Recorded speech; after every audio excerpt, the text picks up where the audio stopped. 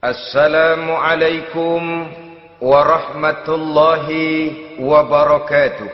Waalaikumsalam warahmatullahi wabarakatuh. Bismillahirrahmanirrahim. Alhamdulillahi rabbil alamin. Wal aqibatu lil muttaqin. Wala udwana illa 'alal zalimin. والصلاة والسلام على أشرف الأنبياء والمرسلين سيدنا ومولانا محمد وعلى آله وأصحابه المجاهدين الطاهرين أما بعد. Saudara-saudara kaum muslimin rahimakumullah. Salah satu kelebihan makhluk bernama manusia, yaitu bahwa Allah subhanahu wa ta'ala menghiasi hidup manusia ini dengan syahwat, atau yang lazimnya kita sebut sebagai hawa nafsu. Inilah tenaga yang merupakan daya dorong yang melahirkan dinamika dalam kehidupan manusia, yang menyebabkan terus-menerus terjadinya perkembangan dalam sejarah peradaban dan kehidupan manusia. Hawa nafsu bisa melambungkan seseorang kepada puncak kejayaan, dan hawa nafsu dapat menenggelamkan seseorang ke dasar jurang kehancuran yang paling dalam. Pada surah Ali Imran ayat 14, Allah subhanahu wa ta'ala berfirman, A'udzu billahi minasyaitonir rajim. Zuyyina lin-nasi hubbus syahawati minan nisa'i wal banin wal qanatiril muqantarati minadh dhahabi wal fiddah wal khaylil musawwamati wal an'ami wal harth. Dzalika mata'ul hayatid dunya. Wallahu indahu husnul ma'ab. Mari kita perhatikan ayat ini lebih dekat lagi. Allah subhanahu wa ta'ala menjelaskan, Zuyyina linnasi hubbus syahawat. Makhluk manusia itu dihiasi dengan hawa nafsu. Dengan kata lain, hawa nafsu adalah perhiasan. Manusia tanpa hawa nafsu sama saja dengan orang yang tidak berhias, monoton, tidak mempunyai perkembangan dalam gerak kehidupannya. Tetapi kalau hawa nafsu adalah perhiasan, maka jika kita berbicara soal perhiasan, ada dua hal yang harus menjadi catatan pokok. Pertama, kapan satu perhiasan boleh kita pakai? Yang kedua, di mana perhiasan itu harus kita pakai? Kalau saudara berdandan rapi, pakai sepatu dengan kaos kaki, celana, jas, pakai dasi segala macam, tapi itu saudara lakukan pada saat saudara akan pergi ke WC, maka saudara sudah memakai perhiasan tidak pada waktu yang tepat. Begitupun sebaliknya, kalau jam tangan saudara pakai di kaki, kopiah saudara pasang di kaki, lalu sepatu naik ke atas jidat, maka saudara memakai perhiasan tidak pada tempatnya yang tepat. Demikian juga sifat yang bernama nafsu. kapan dia boleh diperturutkan, di mana dia boleh disalurkan. Adalah tugas daripada agama untuk mengatur syahwat atau hawa nafsu. Lihatlah kehidupan malaikat. Malaikat makhluk yang diciptakan Allah tanpa hawa nafsu. Maka kehidupan malaikat monoton. Malaikat tidak mempunyai peradaban dan kebudayaan. Malaikat adalah makhluk yang secara instinktif diciptakan untuk berbakti, tidak punya alternatif atau pilihan lain. Saudara lihat, ada malaikat yang sejak diciptakan diperintahkan untuk sujud, sujud saja sampai sekarang, enggak bangun-bangun. Ada malaikat yang sejak diciptakan diperintahkan untuk tasbih, tasbih saja, yang lain tidak. Ada malaikat yang sejak diciptakan diperintahkan mencabut nyawa, nyawa saja urusannya, yang lain tidak. Pekerjaannya monoton, tetapi memang karena tidak ada hawa nafsu, tidak ada kecenderungan malaikat untuk nyeleweng. Belum pernah kita dengar misalnya ada malaikat Jibril korupsi ayat. Ini kelihatannya ayat bagus ini, nggak usah disampaikan kepada bawahan Muhammad, dipakai sendiri saja. Tidak. Kita belum pernah dengar malaikat maut keliru mencabut nyawa orang yang belum waktunya modar. Belum pernah. Malaikat itu ibadun mukramun, la ya'sunallaha fima amarahum wa yaf'aluna ma yu'marun. Maka kehidupan malaikat adalah monoton. Dinamika tidak ada, peradaban dan kebudayaan juga tidak ada. Andai kata bumi dan seluruh isinya diserahkan kepada malaikat untuk mengisinya, barangkali saudara tidak akan pernah kenal jembatan Semanggi, saudara tidak akan pernah kenal Monas, gedung-gedung bertingkat, gedung-gedung pencakar langit. Semua yang menggerakkan itu adalah karena manusia mempunyai hawa nafsu. Nah, kemudian pada kalimat berikutnya Allah memberikan rincian. Apa nafsu kepada apa yang paling menonjol dalam kehidupan manusia itu? Pertama, minan nisa, hawa nafsu kepada perempuan. Ini tentu yang ditujukan laki-laki. Dimanapun saja makhluk bernama laki-laki, kalau dia normal, tidak impoten, mesti suka kepada perempuan. Itu wajar, bin pantas alias normal. Tetapi tadi saya katakan di awal, nafsu kepada perempuan adalah perhiasan. Kapan makainya, di mana makainya, itulah tugas agama memberikan tuntunan dan aturan. Saudara-saudara kaum muslimin rahimakumullah, nafsu kepada wanita dapat mengantarkan seseorang kepada puncak kejayaan, tapi nafsu kepada wanita bisa menenggelamkan seseorang ke jurang kehancuran. Bergantung kepada latar belakang apa yang mendorong timbulnya syahwat tadi. Dengan kata lain, motivasi syahwat tadi digerakkan oleh iman dan ketakwaan, atau semata-mata karena memang syahwat yang merupakan kendaraan iblis. Penyelewengan pertama yang terjadi dalam sejarah kehidupan manusia adalah penyelewengan yang dilakukan oleh Nabi Adam alaihi salam pada saat ia memetik buah huldi. Kenapa itu dilakukan oleh Nabi Adam? Karena terdorong oleh rasa sayang dan cinta kepada istrinya Hawa. Sebenarnya Hawa lah yang merajuk, Siti Hawa lah yang membujuk. Dan Nabi Adam oleh karena syahwatnya kepada istrinya memperturutkan bujukan Siti Hawa itu. Peristiwa Nabi Adam ribuan tahun yang lalu akan terus relevan sampai ke zaman kita sekarang ini. Berapa banyak orang-orang yang karena terlalu ingin menyenangkan istrinya, lalu tidak segan-segan melakukan perbuatan yang menyimpang, baik itu merugikan orang lain, merugikan masyarakat, bahkan merugikan bangsa dan negaranya. Seorang pedagang tidak akan segan-segan menipu, Sebaliknya pun begitu. Tidak jarang wanita di dalam kelemahannya bisa menenggelamkan dunia. Seorang suami yang jujur, polos, lugu, sederhana bisa jadi koruptor ulung karena didorong-dorong oleh istrinya.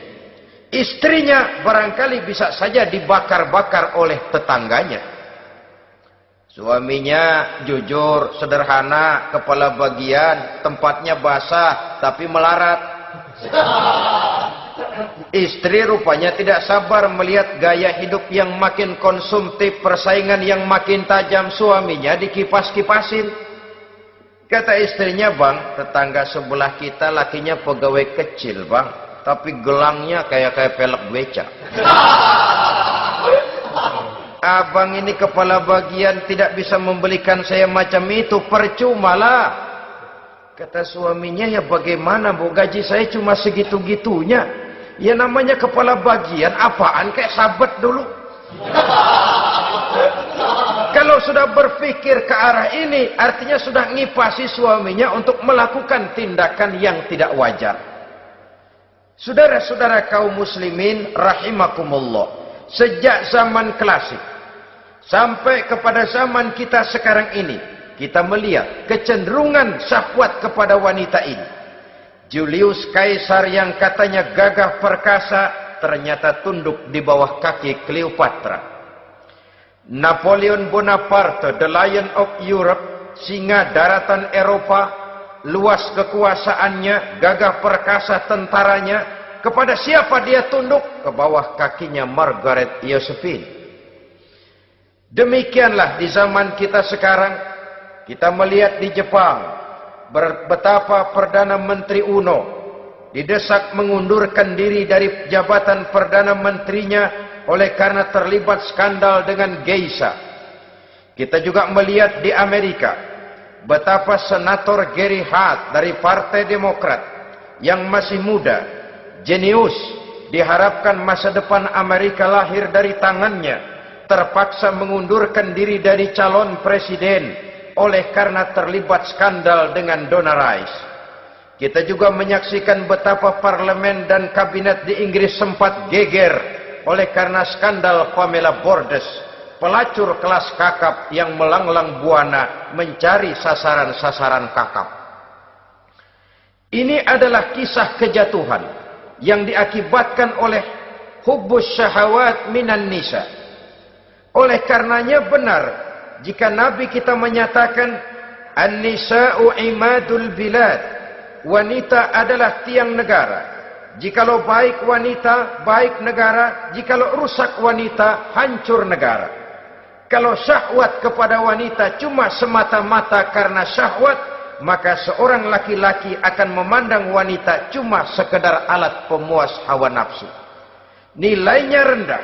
Sedangkan agama kita mengajarkan ma akraman nisaa illa karimun wa ma ahanan nisaa illa laimun, kata Nabi.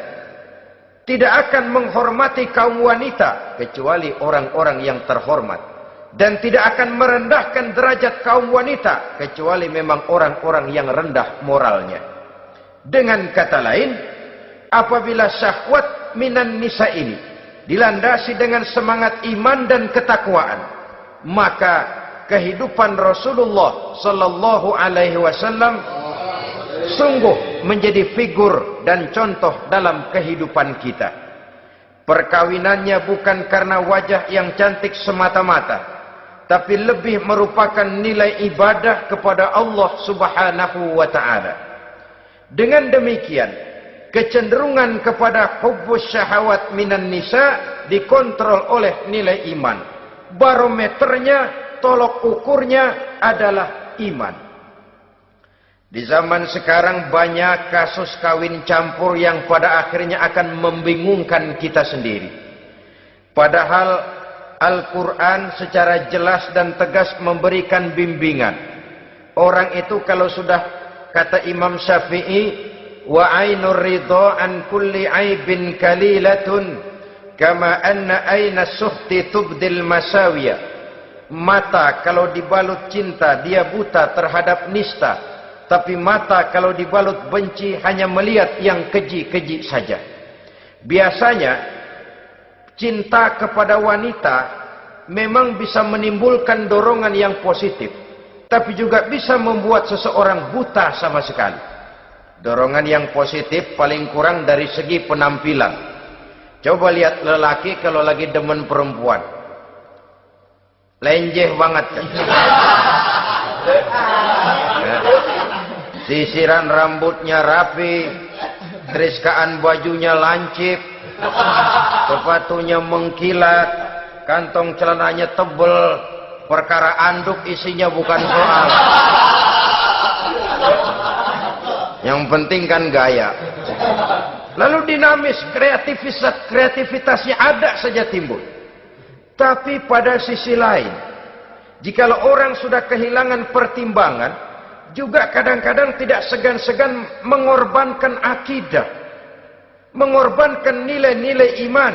Padahal ini taruhan utama, sampai Quran dengan tegas memberikan peringatan.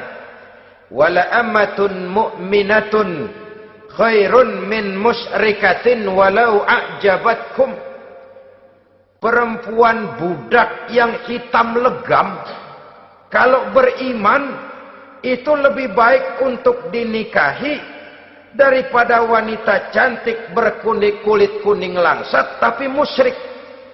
Lebih baik budak yang hitam legam beriman daripada wanita cantik berkulit kuning langsat berhati bangsat. Tapi kita kadang kehilangan pertimbangan. Karena agama, karena cinta agama digadaikan. Karena cinta akidah terjual. Karena cinta keyakinan jadi korban. Ini semua penyakit yang datang dari hubbus syahawat minan nisa. Kecenderungan mengumbar nafsu kepada perempuan. Ini memang perhiasan, tapi bisa juga jadi bumerang dalam kehidupan manusia. Berapa banyak penyelewengan terjadi karena pengaruh wanita yang tidak bisa jadi bisa. Ini pengaruh di dalam kehidupan memang sedemikian besarnya. Sehingga saudara-saudara kaum muslimin, inilah yang perlu dikendalikan dalam kehidupan, kapan dan di mana. Kalau nafsu adalah perhiasan, kapan dan di mana perhiasan itu harus kita pakai, di mana dia harus kita tempatkan. Begitu juga yang menyangkut soal perempuan. Kapan? Ya kapan? Tentu kalau sudah nikah. Di mana? Yang jelas bukan di depan umum.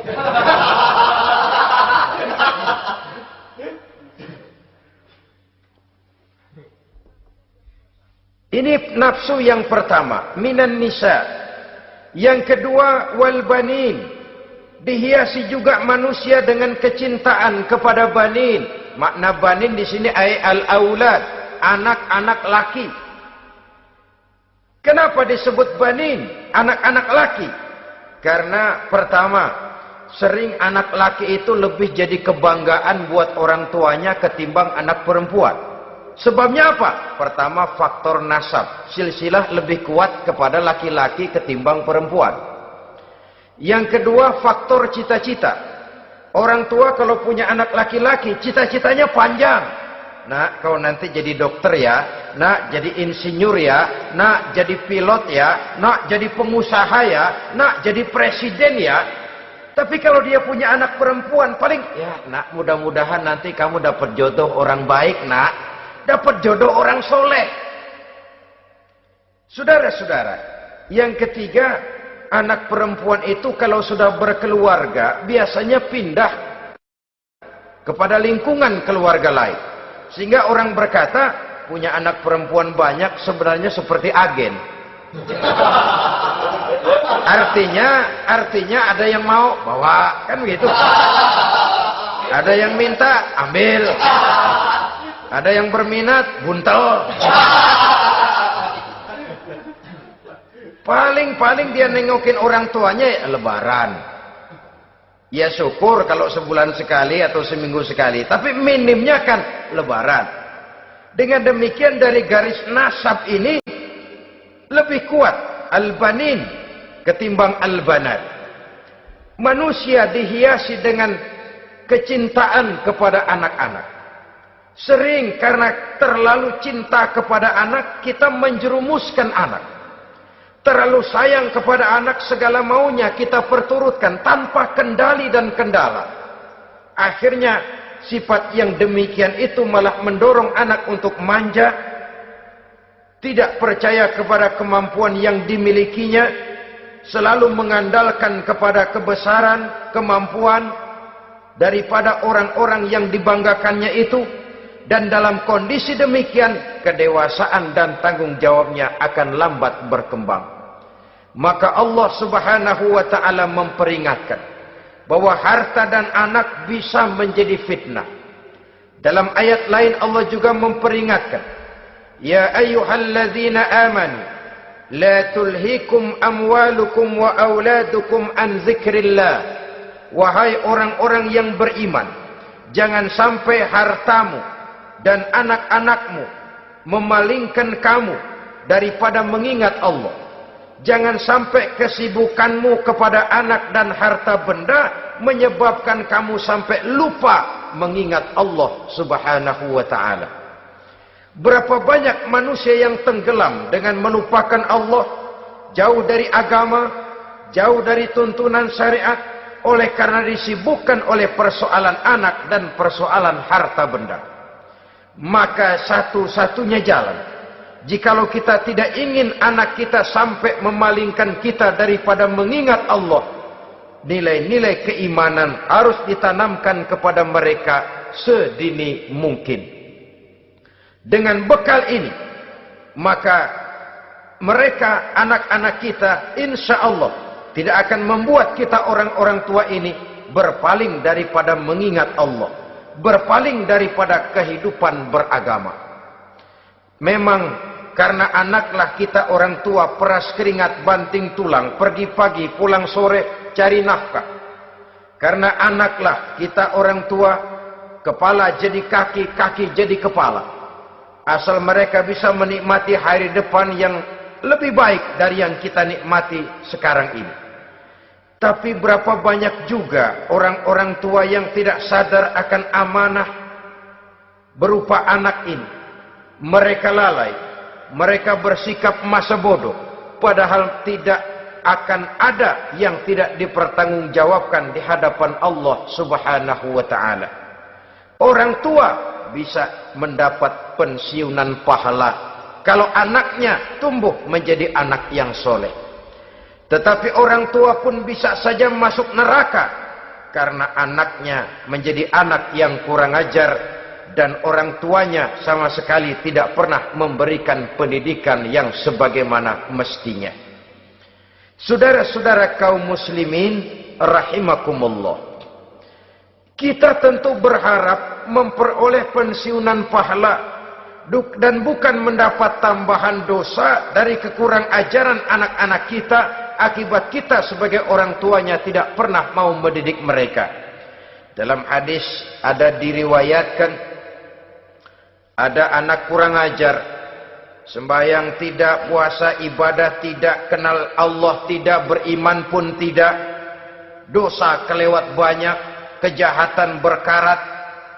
Di akhirat nanti disidang dia, ditanya, kamu kenal siapa Tuhanmu? Tidak. Kamu tahu siapa nabimu? Tidak.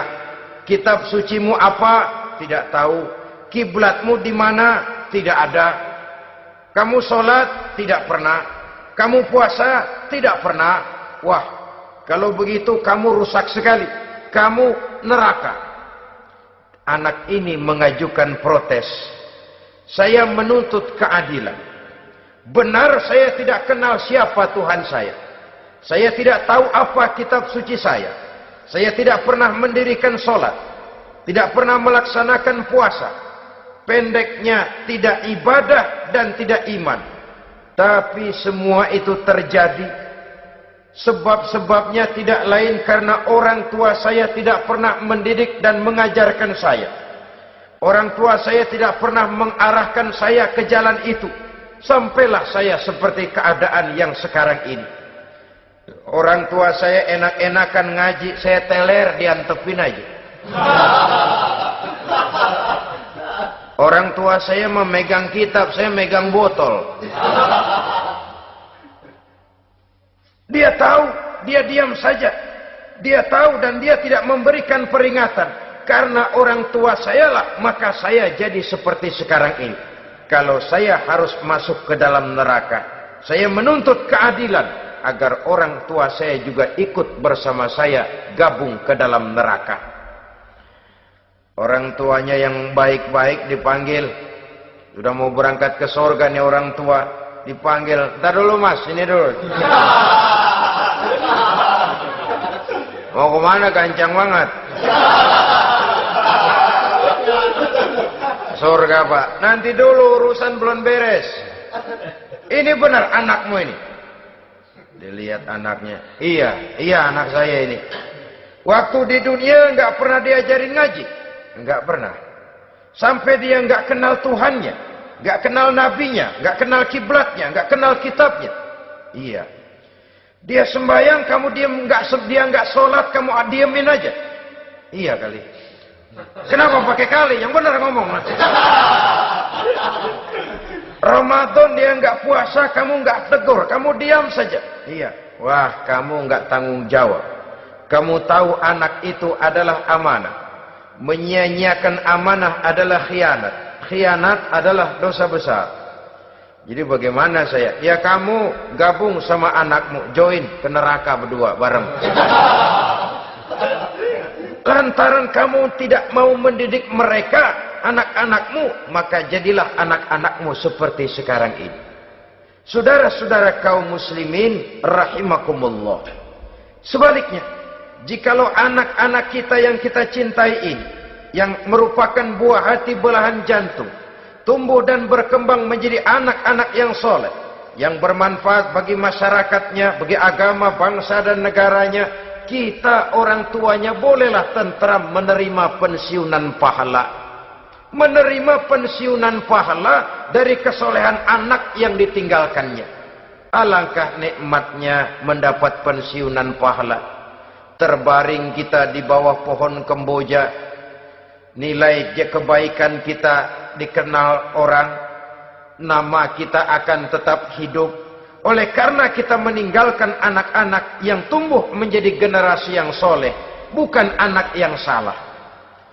Oleh karenanya, kecintaan kepada anak jangan sampai membuat kita lalai dari mengarahkan mereka kepada kehidupan beragama. Di zaman sekarang ini, kecenderungan kita mengarahkan anak pun sudah kepada kecenderungan yang berbau materialistis. Maka yang ramai bagaimana anak bisa mengejar program MBA, Master of Business Administration, supaya keluar bisa jadi manajer. Bagaimana anak lalu kursus komputer, supaya keluar menjadi tenaga yang canggih di bidang komputer. Ya, kalau dia perempuan cantik, bagaimana dia bisa masuk Akademi Sekretaris and Management, supaya bisa jadi sekretaris. Atau bagaimana dia bisa masuk sekolah nyanyi, supaya nanti jadi penyanyi dengan tarik suara, uang lalu mengalir ke dalam kocek jutaan nilainya. Maka yang ramai pun hal-hal yang semacam itu. Dalam pada itu, pengajian, kursus-kursus keagamaan, studi-studi klub yang membicarakan masalah-masalah agama, ramainya kadang-kadang kalau bulan Ramadan, dianggap training center. Ya lumayan, daripada tidak sama sekali mah lumayan. Tapi dengan demikian ini kan merupakan bagian terpokok dari kehidupan manusia.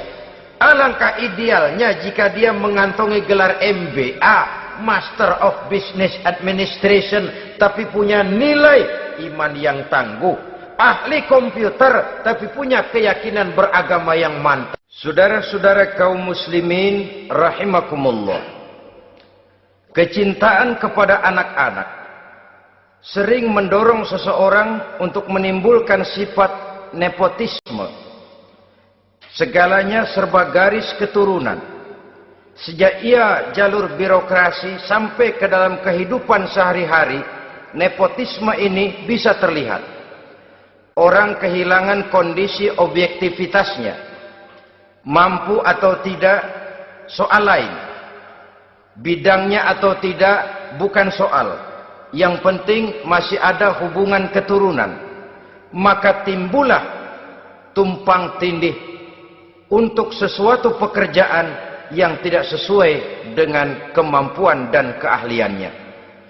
Di desa-desa kita melihat masjid, ketua masjid bapaknya, bendahara anaknya, sekretaris mantunya, Bilal besannya, kul beduk engkongnya. Pokoknya asal masih ada garis keturunan, masuk. Tidak, minggir. Ini pada akhirnya kurang menciptakan pemerataan kesempatan. Iyalah kalau profesinya, tapi kan jarang yang demikian itu.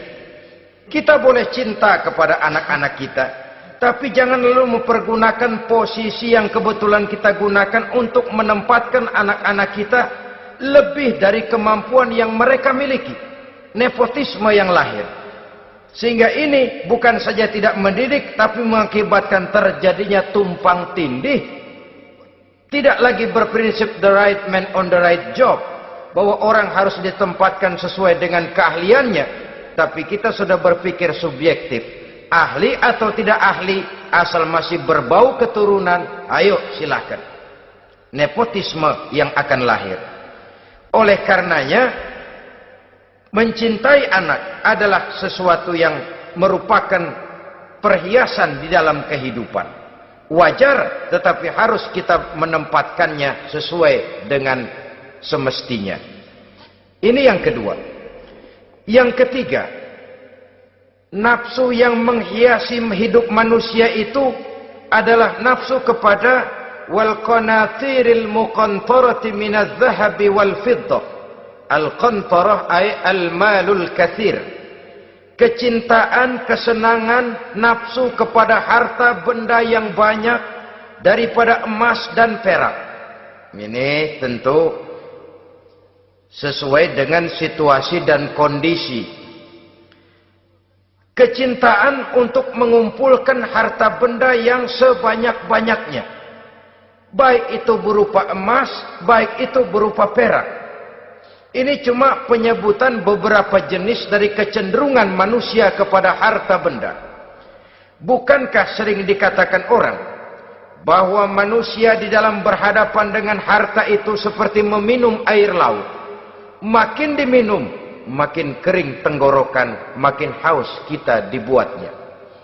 Apabila watak ini kita perturutkan, maka manusia tidak akan pernah kenal puas, tidak akan pernah kenal cukup. Nabi kita memberikan peringatan. Lau anna libni Adam wadiyani min zahabin labtagha lahuma thalisan wa la yamla'u jawfa ibni Adam illa turab. Andai kata manusia mempunyai dua buah ladang yang seluruhnya berisi emas, akan puaskah manusia? Tidak. Mereka akan cari ladang emas yang ketiga. Wala yamla'u jawfa ibni Adam illa turab. Sungguh mulut manusia ini tidak akan pernah penuh terisi kecuali kalau sudah disumpal dengan tanah. Artinya kalau sudah dia dipendam di liang lahat baru cukup. Tetapi sepanjang dia masih bergerak, masih hidup dan bernyawa, masih bisa berusaha dan berbuat, dia tidak akan pernah mengenal puas. Ini akan mendorong manusia terjebak kepada menghalalkan segala cara untuk mencapai tujuan. Yang penting kaya, kan begitu. Dan cepat. Sebab sekarang orang sering motong kompas. Yang penting kan cepat kaya. Soal cara, kalau jujur aja mah, sampai kapan mau kaya? Perkara itu renten, bukan soal. Perkara itu judi, tidak jadi masalah. perkara itu korupsi, menyangkut hak orang banyak, bukan soal. Yang penting cepat kaya. Dan anehnya lagi, tidak malu menumpuk kekayaan dengan cara yang tidak wajar. Ya kan orang hidup bermasyarakat tuh bisa dianalisa tuh. Emang usahanya apa sih? Gajinya sebulan berapa sih? Kok bisa gitu-gitu bener sih? Dari mana sih?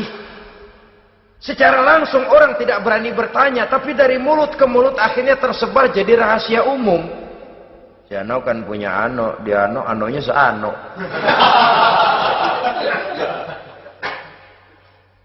Ini bisa jadi bahan pertanyaan dalam kehidupan, akhirnya jadi gunjingan. Orang sudah tidak terlalu peduli dari mana kekayaan itu diperoleh, yang penting kaya. Dengan menghalalkan segala macam cara, terjebaklah ke dalam cara-cara mafia, terjebaklah ke dalam cara-cara yang tidak wajar, tidak bijaksana, memperkuat klik, clean, dengan menghantam yang lain. Saudara-saudara kaum muslimin rahimakumullah, bahwa manusia punya nafsu ingin kaya itu boleh. Boleh. Agama memberikan tuntunan, memberikan aturan.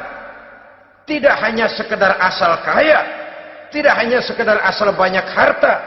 Malahan hadis menyatakan, kalau saudara diberikan umur panjang, pertanyaan akhirat cuma satu kok. Umurmu kau habiskan di mana? Kalau saudara diberikan amanah berupa ilmu pengetahuan, pertanyaan akhirat juga cuma satu kok. Ilmumu kau amalkan untuk apa? Tapi kalau kita diberikan amanah berupa harta benda, pertanyaan akhirat itu dua. Min aina iktasabahu wa fima anfaqahu. Dari mana hartamu kau dapat, kemana hartamu kau belanjakan. Dari mananya ditanya, kemananya juga ditanya. Depan belakang ditanya. Dan kalau mempergunakan harta untuk kesenangan syahwat, orang berani bukan main. Tapi kalau untuk kepentingan agama, yang hakikatnya untuk kepentingan dirinya sendiri, berat seperti nyabut bambu dari ujung. Orang kalau menyumbang masjid 100.000, itu kan zohirnya memberikan panitia masjid. Tapi hakikatnya kan dia nabung buat dirinya sendiri. Seolah-olah dia cuma berkata, Pak, tolong saya titip 100.000, ini untuk kepentingan saya di akhirat nanti. Silakan uangnya mau dibelikan semen, pasir, kaca, pintu, jendela, silakan. Saya cuma titip, ini untuk saya di akhirat nanti. 100.000 Pak. Zohirnya dia memberikan kepada panitia masjid, madrasah, pesantren, yatim piatu. Hakikatnya dia nabung buat dirinya sendiri di akhirat. Malah tabungan ini bukan SDSB namanya, SDBS. Sumbangan dana berhadiah surga. Itu SDBS namanya. Sekarang orang mengejar SDSB, lalu berat mengejar SDBS. Sumbangan dana yang berhadiah surga. Langsung dari Allah subhanahu wa ta'ala. Coba kalau dia main golf, sewa lapangan golf itu 400-500 ribu sebulan. Paling 4-5 kali main. Beli stick golfnya saja sampai jutaan. Datang panitia pembangunan masjid 100.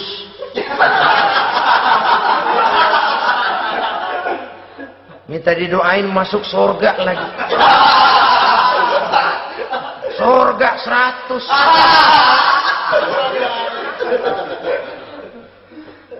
Saudara-saudara kaum muslimin rahimakumullah. Kecintaan kepada harta benda yang banyak, baik berupa emas, berupa perak, mendorong orang untuk berlomba-lomba yang Allah peringatkan dalam Al-Quran, Alhaakumut takatsur hatta zurtumul maqabir. Kamu telah lalai akibat kamu berlomba-lomba memperbanyak materi dunia. Hatta zurtumul maqabir, sampai kamu dekat masuk ke liang kubur, baru rupanya sadar bahwa perlombaan ini tidak akan pernah sampai ke garis finish. Betapapun jauhnya rally Paris Dakar, garis finishnya ada.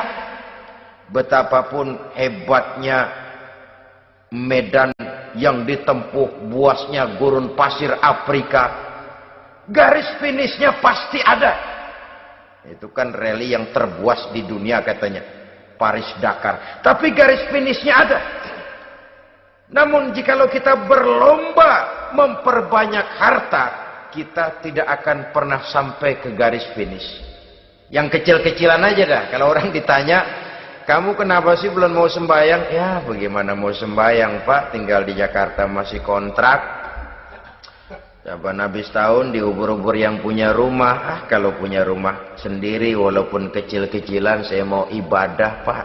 Ya, diberikan rezeki oleh Allah, bisa bikin rumah walaupun kecil-kecilan. Belum juga mau sembahyang. Kok belum juga sembahyang? Iya Pak, rumah emang udah punya sendiri, cuman kecil Pak. Atasnya atap, kalau hujan aja bocor.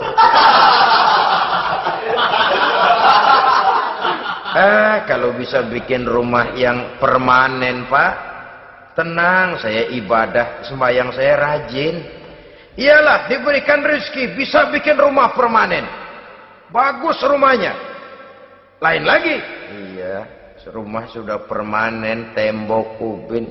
Cuman isinya belum ada Pak, perabotannya. Duh. Kalau punya peralatan rumah tangga yang memadai, tenang, saya ibadah. Diberikan juga rezeki, bisa beli perabotan rumah tangga yang lumayan. Di atas tekelnya sudah pakai karpet, mebelnya spaghetti, tempat tidurnya alga spring bed, dan lo-pilo. Ada kulkas, ada TV, di sebelah TV ada kunci mobil. Kuncinya mobilnya.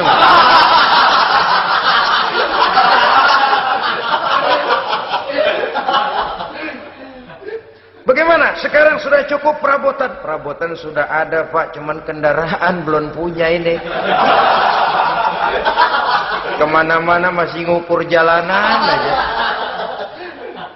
Kalau punya kendaraan enak, kemana-mana cepet Pak, mau ke masjid juga getap dah, rajin. Diberikan rezeki, bisa beli kendaraan. Lain lagi nanti, sudah punya sepeda, pengen punya motor, kepengen punya mobil, kepengen punya pesawat terbang, pengen punya kapal induk. Sudah punya kebun, pengen beli sawah, sudah punya sawah, pengen punya gunung, sudah punya gunung, laut diborong. Perlombaan materi tidak akan pernah membawa kita ke garis finish, karena sifatnya sangat abstrak, bahkan akan mendorong kita seperti gurita, cenderung kepada penyakit tamak bin rakus alias serakah. Dengan demikian saudara-saudara, bahwa kecintaan kepada harta merupakan nafsu, dan nafsu itu adalah perhiasan. Dia bisa menjadi daya dorong positif. Kalau dalam upaya memperoleh harta itu kita tidak akan keluar dari tujuan keridhaan Allah. Saya cari nafkah, tapi yang Allah ridho. Saya ingin kaya, tapi dengan cara yang Allah ridho. Ini kunci yang akan menyelamatkan kita manusia dari perangkap menghalalkan segala cara. Ini yang ketiga. Yang keempat, dihiasi manusia itu dengan nafsu kepada wal khailil musawwamah, kuda yang bagus, kendaraan yang bagus, kuda yang terpelihara. Al musawwamah ada yang mentafsirkan ar-ra'iyah. Ar-ra'iyah itu yang digembalai. Binatang ternak, kuda yang digembalai atau kuda yang diikat. Artinya, kalau dulu kan yang namanya tuan-tuan tanah itu baru dibilang bejeger kalau kemana-mana naik kuda. Jet set zaman dulu itu udah kelompok jet set, itu kendaraan. Kalau sekarang baby benda, dulu mah kuda band.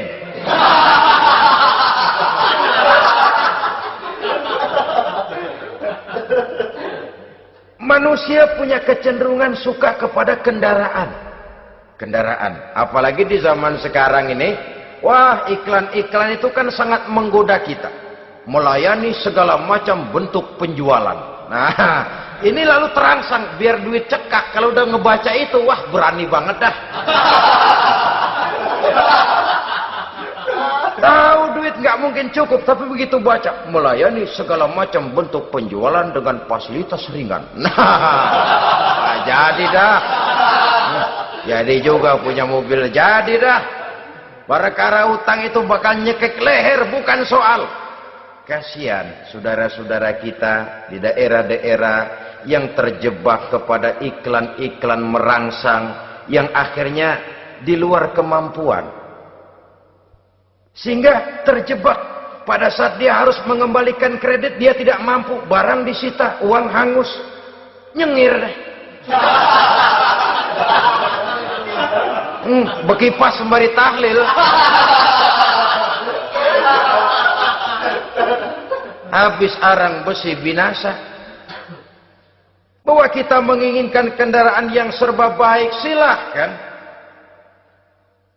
Tiap akhir tahun ganti merek, keluar yang baru, ganti lagi. Itu kalau orang yang mampu. Buat kita yang tidak mampu, kenapa tidak bersyukur melihat yang lebih rendah di bawah kita? Alhamdulillah kita punya mobil, tangga kita cuman punya motor. Yang punya motor, syukur kita punya motor bisa rada cepetan. Tangga sebelah punya sepeda, mana-mana kekejek mulu.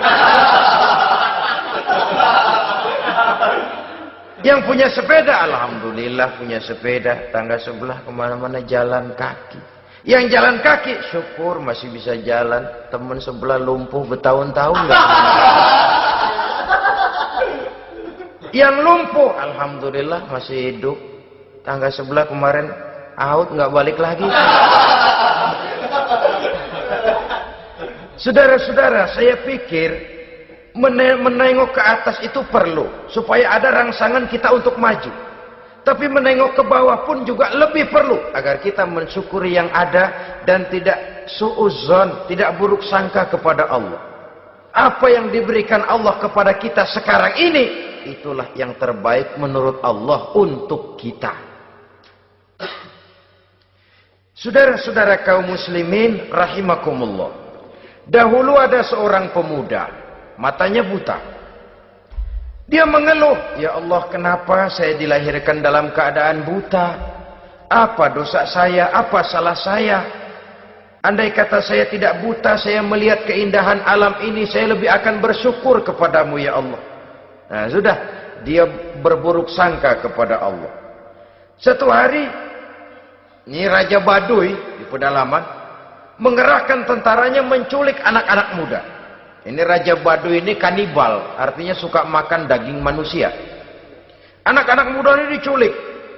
Yang masih muda-muda ya, kalau kambing muda itu kan di sop rada sedap. Rupanya ini Raja kanibal ini begitu. Anak-anak muda termasuk ya pemuda yang buta tadi itu kena culik.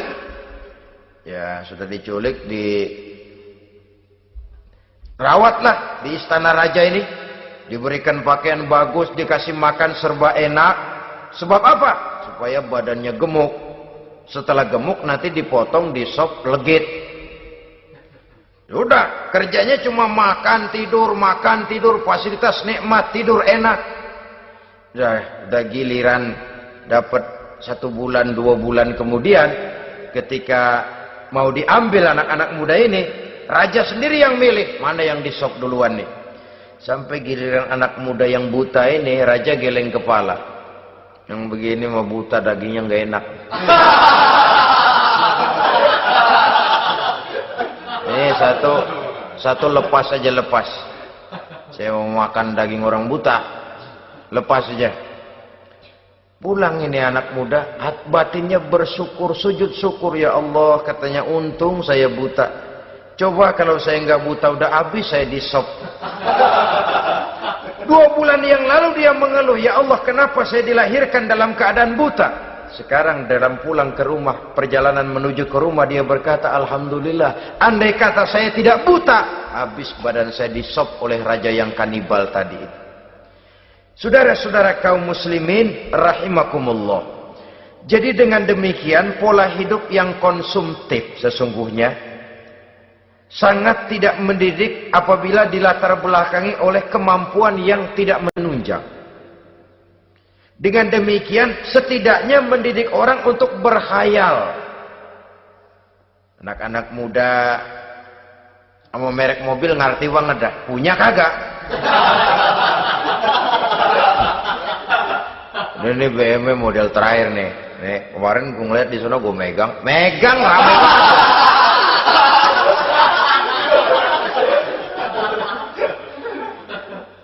Tulul amal ini kalau tidak diimbangi dengan saluran yang positif, dia akan terjebak kepada penyakit tulul amal, panjang angan-angan. Baiklah ya, wal khailil musawwamah. Yang keempat, yang kelima maksud saya, wal an'am, cinta kepada binatang ternak. Manusia ini kan punya kecenderungan macam-macam. Setelah rumahnya bagus, hartanya banyak, kendaraannya cukup, ingin beternak. Jadilah peternak. Ini kecenderungan manusia, wajar saja sepanjang didapat dan dilakukan dengan cara-cara yang wajar. Wal hars, dan tumbuh-tumbuhan, bertani, bersawah, berladang, itu merupakan kecenderungan daripada manusia. Keseluruhan itu kata Allah, kecintaan kepada wanita, kepada anak, kepada harta benda, kepada kendaraan, kepada binatang ternak, kepada tumbuh-tumbuhan, zalika, semua itu mata'ul hayatid dunya, merupakan kesenangan hidup dunia. Berapa lama kesenangan hidup dunia? Sebentar, seumur manusia. Seumur manusia. Bahkan kadang-kadang pada saat dia masih hidup pun orang tidak sepenuhnya sempat menikmati kesenangan hidup dunia. Apabila ajal datang, selesailah kehidupan dunia sampai di situ. Orang-orang kafir, buat mereka surganya di dunia ini. Bila kehidupan di dunia selesai, selesailah sudah surganya sampai di situ. Kesemua itu janji kata Allah merupakan kesenangan daripada kehidupan di dunia. Wallahu indahu husnul ma'ab, dan Allah mempunyai tempat kembali yang sangat baik. Nah, setelah Allah menjelaskan semua itu, pada ayat yang ke-15 Allah memberikan jalan keluarnya. Memperturutkan nafsu kepada wanita, anak-anak, harta benda, kendaraan, binatang ternak. Bijaksanakah itu? Dalam ayat ke-15 surah Ali Imran ini Allah memberikan penjelasan tuntas. Qul a'unabbi'ukum bi khairim min zalikum. Katakan kepada mereka Muhammad, maukah kamu aku beri kabar yang lebih baik dari semua itu? Lebih baik daripada kesenanganmu kepada wanita, kepada anak-anak, kepada harta benda, kepada kendaraan dan sebagainya. Mau kamu aku beritahu yang lebih baik daripada semua itu? Jawaban tentu mau. Kalimatnya bukan ukhbirukum, a'unabbi'ukum. An-naba itu berita yang besar. Lain dengan al-khabar, itu berita biasa saja. An-naba, sehingga pembawa berita disebut nabi. Dari naba yanbi, pembawa berita yang benar. A'unabbi'ukum, maukah kau aku tunjukkan kepada satu berita yang benar-benar besar dan benar-benar lebih baik dari yang semua disebutkan tadi. Apa jalan keluarnya? Lillazina taqaw 'inda rabbihim jannatun tajri min tahtihal anhar. Bagi orang-orang yang bertakwa kepada Allah, mereka akan mendapatkan surga yang di bawahnya mengalir sungai. Khalidina fiha, mereka akan kekal di dalamnya. Wa azwajun mutahharah, dan mereka mendapat istri-istri yang suci. Waridwanum minallah, dan keridhaan daripada Allah subhanahu wa ta'ala. Kalau kamu hai orang-orang yang beriman, kalau kamu hai manusia menyangka bahwa nafsu kepada wanita, anak-anak, mengumpulkan harta benda, kendaraan yang menarik, binatang ternak dan tumbuh-tumbuhan itulah yang lebih baik untuk kesenangan dunia, memang itu kesenangan dunia. Tapi nih, seolah-olah kata Allah, nih, saya kasih tahu kamu, aku beritahu yang lebih baik dari semua itu. Apa? Takwa kepada Allah. kecintaan kepada wanita. Kalau takwa dasarnya, orang nggak amburadul, nggak semrawut, nggak pokoknya gue asal perempuan dan membuat terus. Tapi punya kaidah, punya norma. Demikian juga kepada anak-anaknya. Demikian juga kepada harta benda. Pokoknya asal harta, mau halal, mau haram, tekuk terus.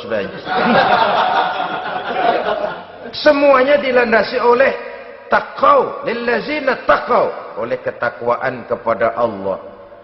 Nah, ketakwaan ini akan menghasilkan apa? Inda rabbihim jannatun tajri min tahtihal anhar.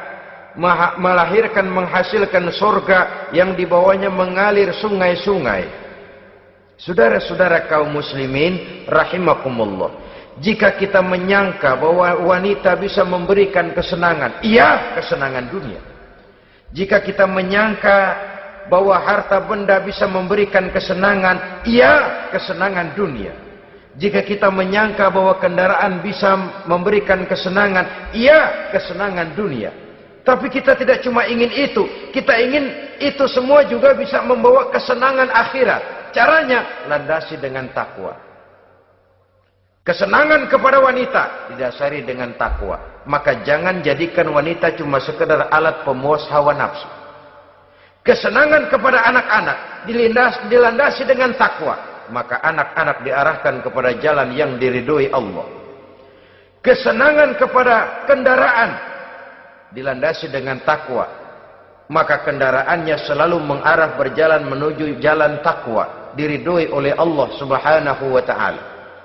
Kalau tidak, tuh mobil asal lempengan Ancol gancang banget dah. Tapi giliran dihadapin ke masjid, mogok melulu. Urusan ngaji ada aja halangannya tuh kendaraan. Tapi kalau untuk urusan maksiat, ngebut benar-benar. Dilandasi dengan ketakwaan. Sehingga dengan demikian, tidak hanya sekedar surga di dunia ini, tapi lebih-lebih di surga di akhirat nanti. Khalidina fiha, kekal. Kalau dunia ini kan zillun zail, bayangan. Hari ini kita jaya, besok kita bangkrut. Siapa yang mau menghalangi? Hari ini kita melambung, besok kita nyungsep. Siapa yang bisa menarik? Tidak kekal, berubah, temporer, relatif. Di sana, kebahagiaan yang dilandasi dengan takwa ini sudah surga, kekal di dalamnya, azwajun mutahharah. Mendapat istri-istri yang suci. Suci dalam arti belum pernah dijamah orang lain. Suci dalam arti tidak pernah terkena halangan. Seperti men misalnya. Baik menstruasi atau mencret, itu tidak. Azwajun mutahharah. Konon makna mutahharah ini ya artinya juga bisa selalu gadis. Bidadari itu. Selalu perawan. Tidak pernah janda. Walaupun tiap hari dipakai. Perawan terus. Dan yang lebih penting, waridwanum minallah, mendapat ridho dari Allah Subhanahu wa taala. Jadi hawa nafsu dengan motivasi takwa, itulah sesungguhnya yang dikehendaki oleh Ali Imran ayat 14 dan 15. Dengan demikian, manusia dengan ketakwaannya mengendalikan hawa nafsu dan bukan malah dikendalikan oleh hawa nafsunya. Sehingga dengan demikian seluruh fasilitas yang dimilikinya, baik itu berupa istri, anak, kendaraan, binatang ternak, harta benda, tanam-tanaman, seluruhnya semakin meningkatkan ketakwaannya kepada Allah Subhanahu wa taala. Mudah-mudahan kita bisa mencapai tingkat ini di mana kita hidup mampu dan sanggup mengendalikan nafsu, bukan malah dikendalikan oleh hawa nafsu. Terima kasih dan mohon maaf. Wassalamualaikum warahmatullahi wabarakatuh. Waalaikumsalam warahmatullahi wabarakatuh.